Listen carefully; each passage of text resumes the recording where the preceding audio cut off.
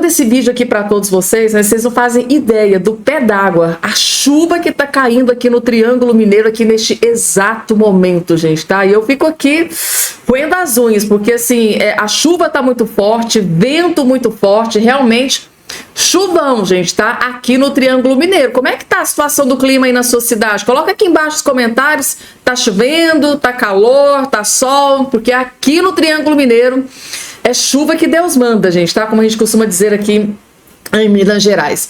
Vamos lá, pessoal, não dá para vocês escutarem, né? O microfone não faz captação da área externa, mas é muita chuva que tá caindo aqui neste exato momento que eu estou gravando esse vídeo aqui para todos vocês. Pessoal, vamos direto aqui com as informações, porque tem informação extremamente urgente e importante para trazer para vocês a partir de agora nesse vídeo. Já vou... Por favor, só não esqueçam de se inscrever no canal, ativar o sininho das notificações e compartilhar o vídeo o máximo possível que vocês puderem, né? Afinal de contas, eu sei que tem muita gente que tá aí. Você que tá do outro lado do dinheiro, você já tá inscrito aqui no nosso canal? Você já tá fazendo parte aqui da nossa família? Ainda não? Para você saber se você tá inscrito aqui ou não, é muito simples, muito fácil. É só você olhar aqui embaixo da sua tela, vai ter a palavrinha chamada inscreva-se ou inscrever-se. É só clicar em cima, clicou, automaticamente, gratuitamente, você já vai estar inscrito aqui no nosso canal. E aqui pode ter certeza que você será muito, mas muito bem-vindo. Sem enrolação, direto para a informação. O senador Magno Malta, eleito pelo Estado do Espírito Santo, que tem enchido a gente de orgulho, acaba de fazer uma revelação muito grave, tá? O senador Magno Malta está revoltado com a CGU, que autoriza 200 milhões para a SECOM, enquanto Lula corta benefícios das crianças com microcefalia. Dói no coração, é maldade. Nós, senadores, não podemos nos calar. Esse veto dele precisa ser derrubado. Irresponsável. Gente, ele rasgou o verbo contra o Lula da Silva. Vejam só, de quebra, divulgou um escândalo gigante que com certeza não vai sair no Jornal Nacional e nem no Fantástico da Vida. Vejam só. A barbárie desse desgoverno não tem limite não, gente. Acabamos de ser informados, indignados. A CGU autoriza mais 200 milhões para a SECOM. Para quê? Para sustentar a velha mídia, para que ela continue criando narrativas, mentindo, fazendo contorcionismo e tentando passar o pano onde não se tem mais nenhuma possibilidade. 200 milhões.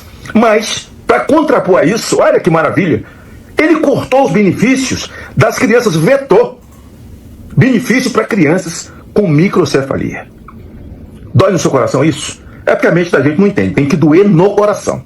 É maldade até onde não pode mais. E nós não podemos nos calar, senadores, deputados, temos que abrir a nossa boca e nos levantar contra essa barbárie. Esse veto dele precisa ser derrubado em favor da vida, em defesa dessas crianças e das suas famílias. Irresponsável. Então quer dizer que o Lula derrubou, prejudicou aí essas crianças que precisam muito, né, gente, tá? Cortou benefícios de crianças com microcefalia. Mas o Lula, gente, ele tem as suas prioridades. E as prioridades não é as famílias carentes, aquelas famílias que realmente precisam. Tanto é que ele tá aí cortando benefícios dessas crianças que precisam desesperadamente da ajuda do governo federal. Mas a prioridade do governo Lula, gente, é essa daqui, ó. Por que eu estou trazendo essa informação aqui para todos vocês? Porque o Lula está extremamente preocupado com isso aqui que aconteceu. Polícia prende suspeito de participar de ataque, assentamento do MST em São Paulo. Mexeu com o MST, aqueles invasores criminosos que adoram invadir uma terra, aqueles bandidos.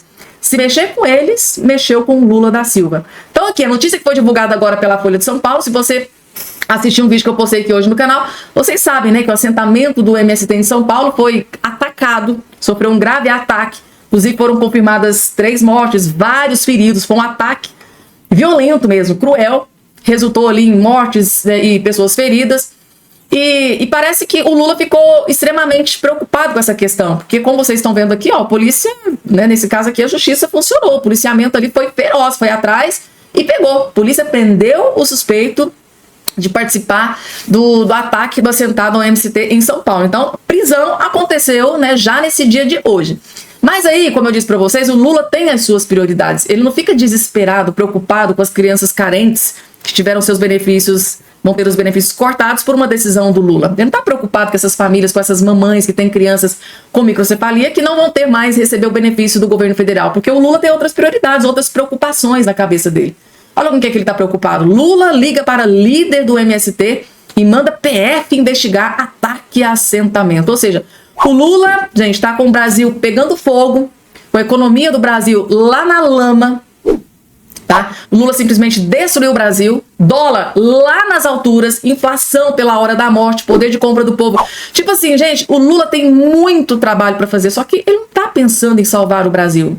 Ele tá pensando em salvar os criminosos e os bandidos do MST. Não que eu seja a favor de ataques, não tem nada a ver com isso, gente, tá? Mas o Lula tem muita coisa também grave e importante para se preocupar. Aí o foco dele é o quê? Ligar para o líder do MST e mandar imediatamente a sua Polícia Federal investigar ataque e assentamento que aconteceu nesse dia de hoje. Tá aqui informação, gente, tá?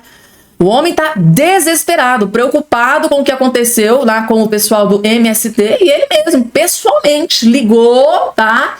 Pro líder do MST, pro companheiro, né? Afinal de contas, eles fizeram muita campanha, ajudaram a colocar o Lula na presidência da República. Então, você foi lá, ligou, inclusive já mandou a ordem para a Polícia Federal para investigar e prender e tal, porque assim, essa é a prioridade do Lula, gente, tá? É o Brasil pegando fogo, é o Brasil sendo destruído economicamente, mas o Lula tá preocupado com o MST. Aí, gente, daqui a pouco, tá? Condenado na justiça e obrigado a pagar 2 milhões de reais, vou trazer essa informação daqui a pouco para vocês, porque vejam só essa notícia que foi divulgada diretamente dos Estados Unidos. Promotor especial pivô de processos contra o Trump renunciou o cargo. Esse cara aqui, gente, que está aparecendo aqui na sua tela, é como se fosse um Alexandre de Moraes contra o Bolsonaro, tá? Aqui é Alexandre de Moraes perseguindo o Bolsonaro. Aqui era esse promotor perseguindo o Donald Trump. E ele renunciou o cargo. Já pensou se a mesma coisa acontecesse aqui no Brasil? Alexandre de Moraes renunciando o cargo? Sonhar ainda é de graça, né, gente? Tá aqui a informação, ó. Promotor especial pivô de processo contra o Donald Trump renunciou ao cargo, gente. Tá? Ele pediu para sair. O promotor especial, o Jack Smith, pivô dos 2 processos contra o Trump na justiça nos Estados Unidos, que tramitaram até o final de 2024, renunciou neste sábado 11. Ele servia como conselheiro especial dos Estados Unidos. Sua renúncia ocorre a poucos dias da posse do presidente eleito. Jack Smith liderou 2 casos federais contra o Donald Trump, um que o acusava de tentar reverter sua derrota nas eleições de 2020 e outro por manuseio indevido de documentos classificados. Smith desistiu das acusações em novembro, após o republicano ter sido eleito para um novo mandato na Casa Branca. Ou seja, ele virou a casaca de uma hora para outra e parou de perseguir o Donald Trump assim que ele foi eleito presidente dos Estados Unidos. Smith renunciou ao seu cargo no Departamento de Justiça na sexta-feira, segundo documentos judiciais apresentados no sábado à juíza federal Aileen Cannon, ao pedir que ela suspenda uma ordem judicial que bloqueava a divulgação de seu relatório final sobre seus achados, né, nas investigações contra o Trump. O aviso da renúncia de Smith veio em uma nota de rodapé na apresentação, que afirmou que o conselheiro especial havia concluído o seu trabalho, blá, blá, blá, e blá, blá, blá. A saída de Smith é mais um marco no colapso dos casos criminais contra Trump, e blá, blá, blá, e blá, blá, blá, porque, né, a Globo não perde a chance de tripudiar em cima do Donald Trump. Ou seja, Donald Trump nem tomou posse como presidente eleito dos Estados Unidos e já tá tocando o terror. Resultado: aquele cara que estava perseguindo ele, promotor que estava perseguindo, implacável, na perseguição implacável, assim como o Alexandre de Moraes, segundo alguns juristas, né, tem essa opinião. Alexandre de Moraes persegue bolsonaristas, persegue Bolsonaro, ele perseguiu o Donald Trump e ele renunciou ao cargo, não aguentou pressão. Agora com o Lourão, né, na presidência dos Estados Unidos, ele decidiu sair do barco, renunciou aí o cargo, gente, tá? É o efeito Donald Trump.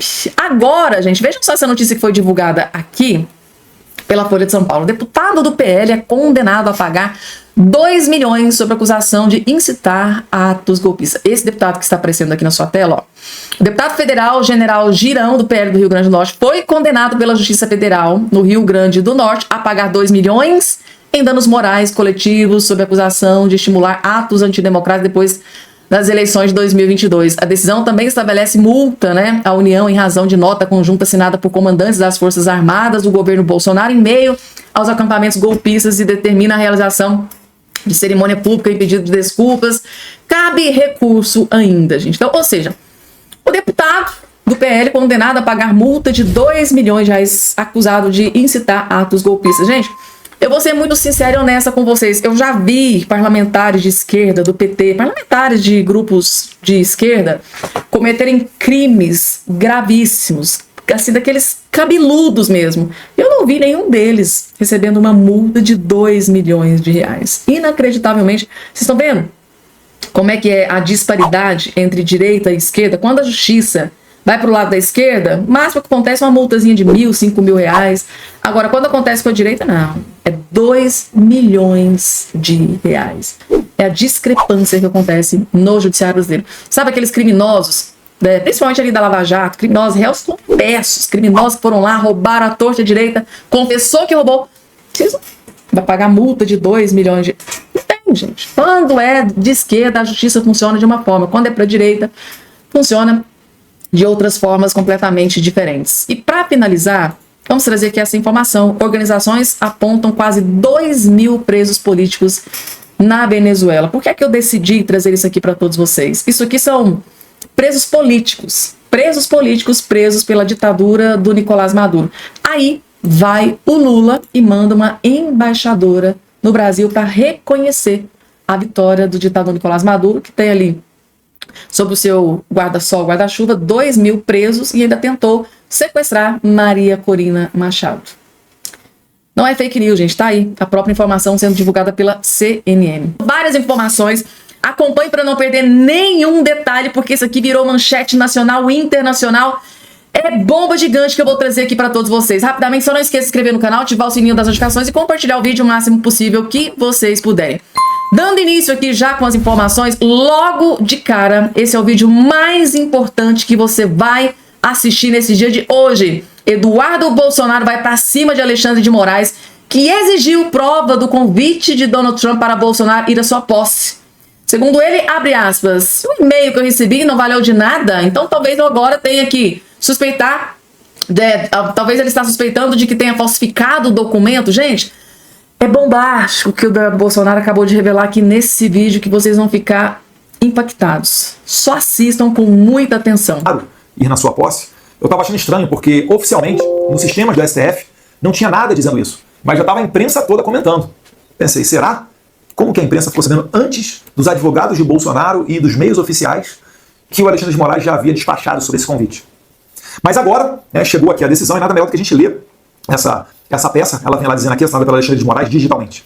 Trata-se de pedido de defesa de devolução do passaporte e autorização de viagem ao exterior de Jair Messias Bolsonaro. Primeiro, eu não sei por que o presidente Jair Bolsonaro está sem seu passaporte, visto que ele estava nos Estados Unidos, retornou para o Brasil depois do 8 de janeiro, que é a peça principal disso tudo que envolve o inquérito, esse inquérito sobre suposto golpe, sem armas, sem tiro, sem nada, só com senhoras. Mas o presidente Bolsonaro retornou dos Estados Unidos, ele foi à Argentina na posse do Milei, retornou, e não deu nenhum indício de que estaria disposto a sair do país. Muito pelo contrário. Ainda fazendo fortes críticas a esse processo draconiano que está ocorrendo, ele ainda assim se mantém firme aqui no Brasil para respondê-lo. E segue lá, então. Antes da sua análise, porém, há necessidade de complementação probatória. Ou seja, o e-mail que eu recebi não valeu de nada. Então, talvez eu, tenha agora a suspeita de estar falsificando o documento, protocolando no STF, e a imprensa internacional inteira noticiando, sem que ninguém da transição do Donald Trump desmentiu o convite para o presidente Jair Bolsonaro. Mas vamos adiante aqui. Pois o pedido não veio devidamente instruído com os documentos necessários. Eu pergunto, quais são os documentos necessários? Será que é necessário vir num envelope especial, num papel de cartolina, algum detalhe suntuoso, ou assinado de próprio punho do presidente eleito Donald Trump? Um vídeo? O que seriam os documentos necessários? Porque todo mundo que recebeu o convite do Trump recebeu por esse e-mail daqui, que a gente vai falar mais adiante. O pedido não veio devidamente instruído com os documentos necessários, uma vez que a mensagem foi enviada para e-mail do deputado Eduardo Bolsonaro por um endereço não identificado. 2 pontos. Aí ele fala aqui, o endereço, t47inaugural.com é o final. Mas esse e-mail daqui foi o que chegou para todo mundo. Todos que foram convidados pelo Donald Trump receberam este e-mail aqui, vindo deste remetente, que é o pessoal do gabinete do Donald Trump. Eu não estou aqui fazendo gracinha. E todo mundo sabe que eu estou muito nesta intermediação com a família Trump, com o gabinete de transição dele. E eu esperava muito por esse convite. Se eu fosse para falsificar alguma coisa, eu teria feito lá atrás, não agora, onde inclusive não falta tanto tempo assim para a posse. Hoje é dia 11 de janeiro, temos 9 dias até o dia 20, que é o dia da posse. E a propósito, eu imagino que os americanos estejam muito furiosos com Alexandre de Moraes, porque é provável que esse e-mail aqui agora esteja com a sua caixa de entrada abarrotada. Espero que não, mas por que divulgar esse e-mail aqui e transformá-lo público? Né? Tá em tudo quanto é imprensa desde hoje cedinho. E sem qualquer horário ou programação do evento a ser realizado. Ora, eu não sei qual é a experiência que o ministro Alexandre de Moraes tem com relação a posses presidenciais norte-americanos. Eu também não tenho, nunca fui convidado para uma posse presidencial norte-americana, né? Mas eu adianto a todos vocês que não existe uma formalidade. Não existe algo acima da média. É um e-mail que chega. E você está convidado. E você, inclusive, preenche um link depois do Secret Service, que é o GSI lá dos Estados Unidos, com os seus dados. Tá? Isso aí depois vem de maneira acessória, porque o Secret Service ele tem o controle de todas as pessoas que vão estar nos arredores, não só na cerimônia de posse, mas nos arredores. Tem uma área que ela é isolada, um raio de alguns quilômetros de onde o Trump vai estar, que ela é isolada, que ninguém entra por nada. E as pessoas que entram, elas passam por uma checagem da sua identidade. Né? E ele finaliza que o Alexandre de Moraes, diante do exposto, determina que a defesa de Jair Bolsonaro apresente documento oficial. Pergunta o que se entende por documento oficial. Nos termos do artigo 236. O artigo 236 ele fala que é um documento, né, o documento estrangeiro ele vai ser traduzido por um tradutor juramentado ou apontado pelo, no caso aí, o Alexandre de Moraes, que vai decidir alguém que possa fazer essa transcrição. Isso daí é a formalidade ou de menos, mas é o que fala o artigo 236. Então, após a necessária complementação, abre-se vista imediatamente a PGR para a manifestação. Eu acho que é uma burocracia exagerada, sem necessidade. Jair Bolsonaro não apresenta qualquer indício de fuga do país, muito pelo contrário. Tem cumprido todas as ordens, ainda que contestáveis, do ministro Alexandre de Moraes. Né? Vamos imaginar que a não autorização para o Jair Bolsonaro ir ao exterior venha por falta de prazo, por um excesso de burocracia. Certamente isso aqui vai ter o mesmo efeito de que se o Alexandre de Moraes tivesse negado explicitamente a ida de Jair Bolsonaro aos Estados Unidos. Não tem sombra de dúvidas disso. Né? E eu não acho saudável para a relação entre Estados Unidos e Brasil que a gente tenha entreveros desnecessários. A gente está falando da maior potência econômica do mundo, da maior potência bélica do mundo, que já está fazendo muita coisa mudar com a eleição do Trump. 12 horas depois da sua eleição, o Hamas pediu uma trégua, um cessar-fogo. Né? Dia seguinte, o Putin disse que estava pronto para conversar com relação à guerra com a Ucrânia. Né? O Xi Jinping falou que espera uma coexistência pacífica com o governo Trump. Dentre vários outros acontecimentos, né? Queda de primeiro-ministro na França, na Alemanha, agora no Canadá. E então a gente está vendo muita coisa mudar. Eu confesso que eu gostaria, né, de ver o presidente Jair Bolsonaro, mais uma vez, assim como foi na posse do presidente Javier Milei na Argentina, ao lado de chefes de Estado, de pessoas que fazem parte do círculo político dele.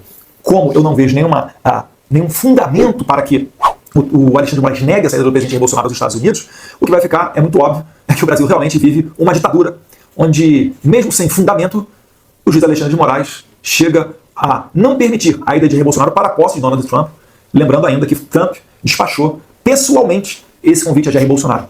Não foi um assessor que descolou um convite para o Jair Bolsonaro, um ingresso para entrar ali no meio daquele seleto grupo, não. Foi o Trump que analisou, foi assessorado, fez uma reunião e decidiu: chamem, convidem o Jair Messias Bolsonaro. Perfeito? Ele e mais um convidado, que no caso será a primeira-dama Michele Bolsonaro. E nesse mesmo dia da posse, após o evento de posse, ainda haverá um jantar onde eles vão ter a possibilidade de estar juntos. Que Deus abençoe o Brasil. Pessoal, a impressão que eu tenho é de que o Alexandre de Moraes ele está buscando um álibi, tá? Algum motivo para não conceder, para não devolver esse passaporte para o Jair Messias Bolsonaro. Eu me lembro que há uns 2 dias atrás, uma jornalista da CNN disse que teve acesso à informação de que as chances eram muito grandes do Alexandre de Moraes negar, tá, o passaporte para o Bolsonaro para que ele pudesse ir à posse do Donald Trump. E me parece que esta jornalista teve acesso a alguma informação privilegiada.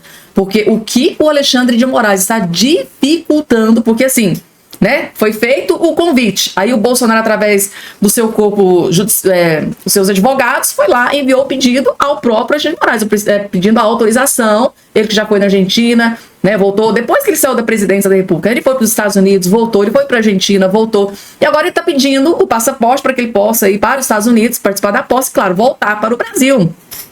Logicamente que Bolsonaro não tem nenhum motivo para querer fugir do país.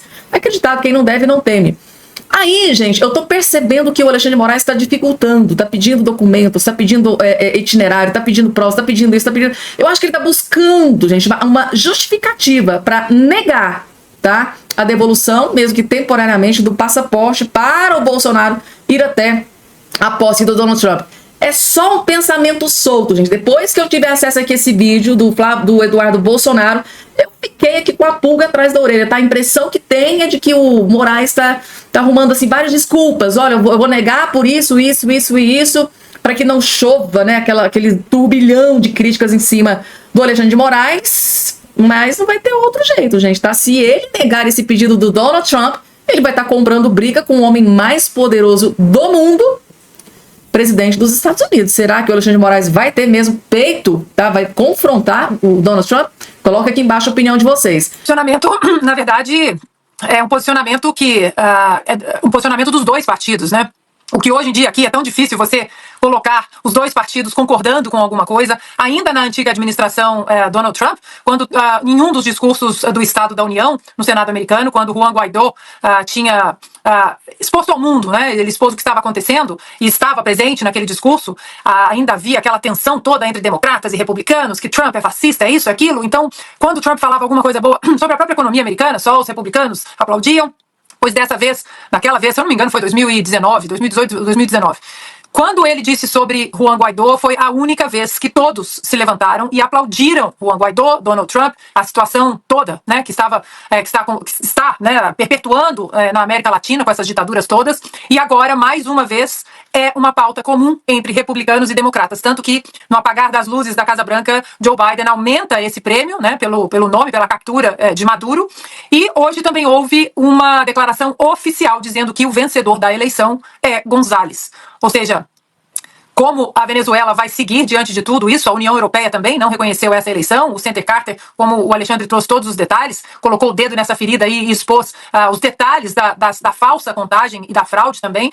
A questão agora é se acompanhar se haverá um golpe, né, de Estado, como é que esse governo vai seguir sem o apoio, principalmente porque a Venezuela ainda apoiava em alguma coisa econômica em relação aos Estados Unidos, em relação ao petróleo, né, já que Joe Biden fechou as torneiras aqui da extração de poços petrolíferos em terras federais, tendo que pedir à Venezuela aí uma ajuda, né, com alguns barris de petróleo, depois pediu ao OPEP para aumentar a produção, a OPEP deu de ombros, então eles ainda apoiavam numa possível benevolência dos americanos, mas Joe Biden deixou o recado que agora a situação comigo poderia ter sido levantada algumas sessões, mas agora, com a volta de Trump à Casa Branca, tudo vai ficar bem mais difícil para a Venezuela, que vai ficando isolada.